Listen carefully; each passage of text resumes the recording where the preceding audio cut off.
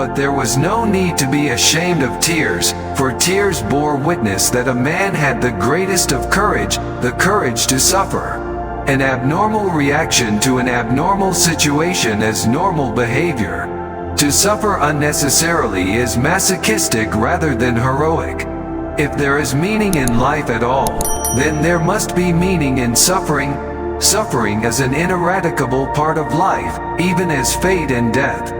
What is to give light must endure burning. Success, like happiness, is the unexpected side effect of one's personal dedication to a cause greater than oneself. To the European, it is a characteristic of the American culture that, again and again, one is commanded and ordered to be happy.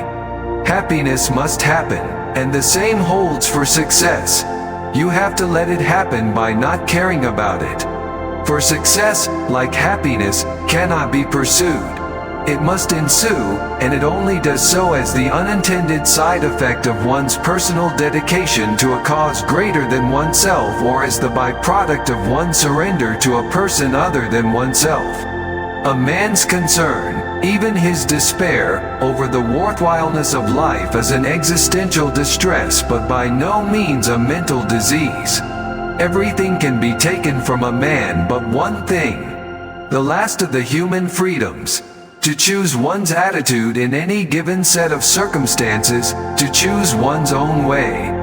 View life as a series of movie frames. The ending and meaning may not be apparent until the very end of the movie, and yet each of the hundreds of individual frames has meaning within the context of the whole movie.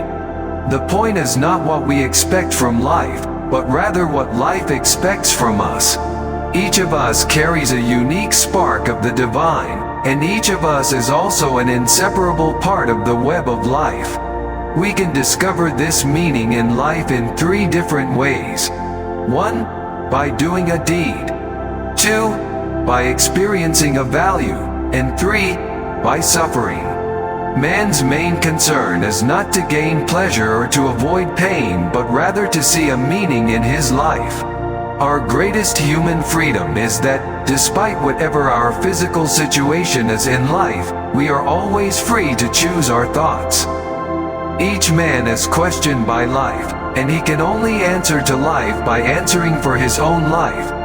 To life, he can only respond by being responsible.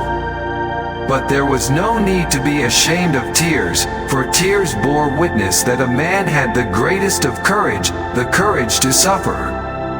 An abnormal reaction to an abnormal situation is normal behavior.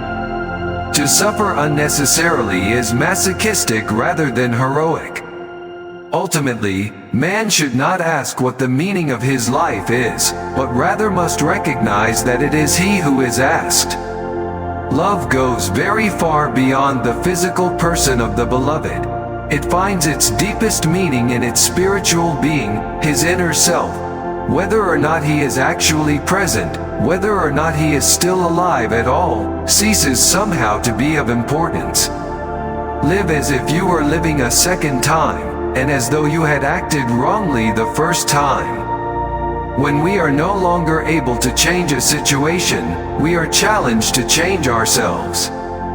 Between stimulus and response, there is a space. In that space is our power to choose our response.